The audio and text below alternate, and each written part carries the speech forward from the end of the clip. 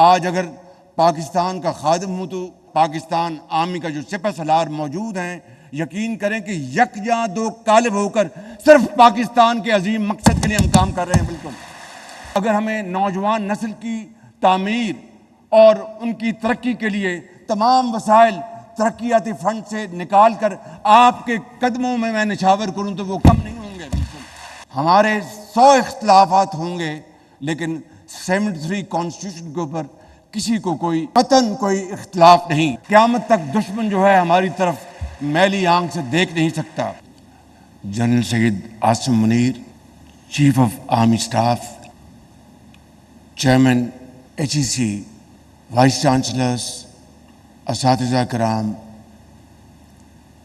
اور پاکستان بھر سے تشریف لائے ہوئے انتہائی ہونہار طلباء و طالبات، وفاقی وزیر تعلیم ڈاکٹر خالد مقبول صدیقی، وفاقی وزراء،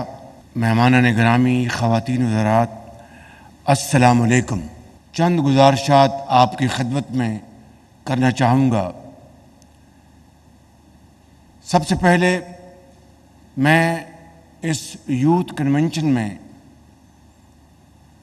قوم کے انتہائی قابل نوجوان بیٹے اور بیٹیوں کو دل کی اتھا گہرائیوں سے خوش آمدید کہتا ہوں، اور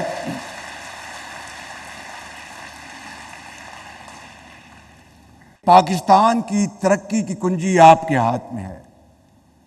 اور یہ تبھی ممکن ہے، آپ نے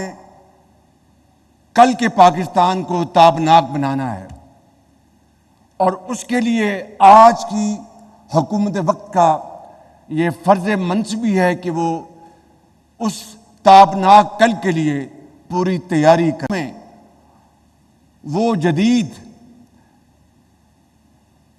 علم اور جدید ٹیکنالوجی آپ کے ہاتھوں میں تھمائے، جس سے کہ آپ پاکستان کے اندر ترقی اور خوشحالی کا انقلاب لا سکیں۔ کہ یہ جو اوپن اسکالرشپ میں کمپٹیشن ہوتا ہے، چیئرمین مختار صاحب نے پچھلے 3 سال سے پاکستان سر فہرست رہا ہے، تو مجھے بتائیے کہ کوئی شک ہے، کسی کو کوئی ڈاؤٹ ہے کہ ہماری نوجوان نسل اگر ان کو مواقع مہیا کیے جائیں تو اللہ تعالیٰ کے فضل و کرم سے نہ صرف ماضی کے جو نقصانات ہیں ان کا خاتمہ ہو جائے گا، پاکستان کی طرف معاشی لحاظ سے، دفاعی لحاظ سے کوئی میلی آنکھ سے نہیں دیکھ سکے گا۔ مگر شرط اول یہ ہے کہ اکابرین کو ایک اجتماعی قوت کے ساتھ، یکسوئی کے ساتھ، اتفاق اور اتحاد کے ساتھ آگے بڑھنا ہوگا۔ میں صرف چند مثالیں دینا چاہتا ہوں کہ اس سفر میں، 77 سال کے سفر میں یقیناً عظیم کامیابیاں بھی ہیں اور ناکامیاں بھی ہیں، اور اگر ہم صدق کے دل کے ساتھ اس کا تجزیہ نہیں کریں گے تو میں سمجھتا ہوں کہ ہم صحیح نتیجے پر نہیں پہنچ سکتے۔ میں ان عظیم کامیابیوں کا پہلے ذکر کرنا چاہوں گا کہ اگر آج پاکستان کو سیاسی لحاظ سے، آج پاکستان کو معاشرتی لحاظ سے اگر کسی ایک انسٹرومنٹ نے جوڑا ہوا ہے تو وہ 1973 کا آئین ہے، جو کہ پاکستان کے ان عظیم سیاستدانوں نے اس زمانے میں مل کر انہوں نے یہ فریم کیا۔ آئین جو ہے وہ آج قومی وحدت کا ایک نشان ہے۔ ہمارے 100 اختلافات ہوں گے، لیکن 73 کانسٹیٹیوشن کے اوپر کسی کو کوئی قطعاً کوئی اختلاف نہیں۔ اسی طریقے سے میں سمجھتا ہوں کہ پاکستان ایک ایٹمی طاقت بنا، تمام تر مشکلات کے باوجود دنیا میں بے پناہ پابندیاں لگانے کی کوشش کی، لیکن جب فیصلہ قوم کر لے، جب فیصلہ اٹل ہو تو پھر اللہ تعالیٰ مدد کرتا ہے۔ اور آج پاکستان ایک ایٹمی قوت ہے اور اسلامی ممالک میں پہلا اور واحد ایک اسلامی ملک ہے جس کو اللہ تعالیٰ نے یہ عظیم طاقت عطا فرمائی ہے۔ قیامت تک دشمن جو ہے ہماری طرف میلی آنکھ سے دیکھ نہیں سکتا۔ اسی طریقے سے اگر میں یہاں پر یہ کہوں کہ جو دہشت گردی تھی پاکستان کے اندر، جس کے خاتمے کے لیے 70,000 پاکستانیوں نے اپنی جانیں نچھاور کیں اور اس کے لیے زندگی کے ہر شعبے سے تعلق رکھنے والے فرد نے اپنا حصہ ڈالا، چاہے وہ ایک ماں ہے، چاہے وہ ایک جوان ہے، بیٹا ہے، استاد ہے، ڈاکٹر ہے، انجینئر ہے، افواج پاکستان کے افسر ہیں، جوان ہیں، ان کی اولادیں ہیں، پولیس ہے، اور اسی طریقے سے پورے چاروں صوبوں کے اندر لوگوں نے قربانیاں دیں۔ 70,000 تب جا کر یہ ناسور کو ہمیشہ کے لیے دفن کیا گیا بدقسمتی سے۔ یہ ہے وہ ہماری ناکامی کی ایک علامت۔ بدقسمتی سے پچھلے چند سالوں میں بعض غلطیوں کے بنا پر دوبارہ دہشت گردی اونت کر آئی ہے، وگرنہ اس کا مکمل طور پر خاتمہ ہو چکا تھا۔ اور اس کے نتیجے میں جہاں پر 70,000 عظیم پاکستانیوں نے قربانیاں دیں، وہاں پر پاکستان کی معیشت کو $150 ارب کا نقصان پہنچا۔ جنہوں نے ہمیں اس کام کے اوپر کہا کہ جناب آپ فلاں طاقت کا مقابلہ کریں، انہوں نے صرف $20 ارب ہمیں دیے، ہماری معیشت کو $150 ارب کا نقصان پہنچا۔ تو یہ ہے وہ صورتحال جس کا پھر دنیا کو اس کا فائدہ پہنچا۔ پاکستان میں تو دہشت گردی ختم ہوئی، لیکن دنیا کو اس کا فائدہ پہنچا کہ وہاں پر بھی دہشت گردی جو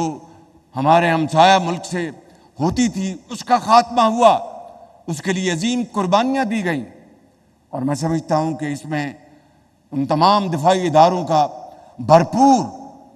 کنٹریبیوشن ہے جس کو قوم ہمیشہ یاد رکھے گی، چاہے وہ ہماری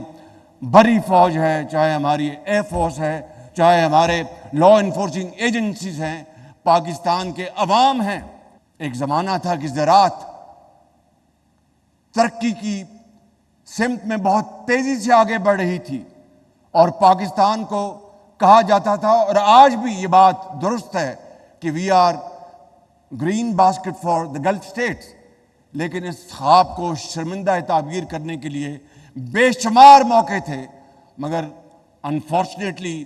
اس کو ہم نے پوری طرح اس سے فائدہ حاصل نہ کیا۔ اور میں اگر اس بات کو نامکمل چھوڑوں گا تو اپنے آپ سے بھی زیادتی کروں گا اور آپ سے بھی، کہ جہاں پر یہ عظیم کامیابیاں ہمیں ملی اللہ تعالیٰ کے فضل و کرم سے اور اجتماعی کاوشوں سے، وہاں پر آج پی آئی اے جو ایک زمانے میں اس کے بارے میں جو لوگو تھا great people to fly with, اور آج ہمیں پی آئی اے کو آج پرائیویٹائز کرنا پڑ رہا ہے۔ پی آئی اے جن قابل مینجمنٹ کے ذمے تھی، انہوں نے ہمارے بعض برادر ممالک میں ان کی ایئر لائنز قائم کر کے دیں۔ اسی طریقے سے پاکستان کا 5 سالہ ترقیاتی منصوبہ، اس کی باقاعدہ کاپی کی گئی اور جنوبی کوریا نے پاکستان کو فالو کیا، اور آج بدقسمتی سے ہماری ترقی اور جنوبی کوریا کی ترقی کا جب آپ موازنہ کرتے ہیں تو پھر ہمیں اس کے اوپر ایک لمحے کی تاخیر کے بغیر ہمیں اس بات کا فیصلہ کرنا ہے کہ کیا بزنس ایز یوزول چلے گا یا ہم آگے بڑھیں گے۔ میرا ایمان ہے اللہ تعالیٰ کے فضل و کرم سے کہ یہ جو نوجوان نسل اس ہال میں موجود ہے اور پورے پاکستان میں کروڑوں کی تعداد میں، آپ نے انشاءاللہ اس پاکستان کی تقدیر بدلنی ہے، اور اس کے لیے میں آپ کو آج یہاں پر بلا خوف تردید کہنا چاہتا ہوں کہ ہمارے جو بجلی کا جو چیلنج ہے، ہمارے جو محصولات کا جو چیلنج ہے، جو ہماری ایکسپورٹس کا جو چیلنج ہے، اس کے حوالے سے جو رقوم جو پاکستان کے جو ڈیولپمنٹ فنڈ میں موجود ہیں، میں آپ کو یہ کہنا چاہتا ہوں کہ جہاں پر ہم نے معیشت کو ہم نے درست کرنا اور ٹھیک کرنا ہے، وہاں پر اگر ہمیں نوجوان نسل کی تعمیر اور ان کی ترقی کے لیے تمام وسائل ترقیاتی فنڈ سے نکال کر آپ کے قدموں میں نچھاور کروں تو وہ کم نہیں ہوں گے۔ آج کا جو پاکستان ہے، آج کے ہمارے جو معروضی حالات ہیں، اس کا یہ تقاضا ہے کہ سیاستدان مل کر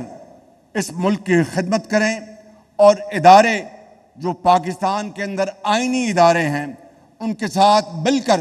اپنے اپنے دائرے میں رہتے ہوئے ہم پاکستان کی شبانہ روز خدمت کریں گے تو یقین کریں کہ تاریخ ہمیشہ ہمیں یاد رکھے گی، وگرنہ آنے والی نسلیں ہمیں معاف نہیں کریں گے۔ اس لیے میں آج آپ کو بلا خوف تردید کہتا ہوں کہ میں آج اگر پاکستان کا خادم ہوں تو پاکستان آرمی کا جو سپہ سالار موجود ہیں، یقین کریں کہ یکجاں دو قالب ہو کر صرف پاکستان کے عظیم مقصد کے لیے ہم کام کر رہے ہیں۔ بالکل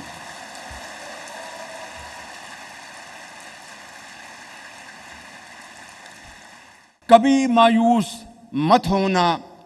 اندھیرا کتنا بھی گہرا ہو۔ کبھی مایوس مت ہونا،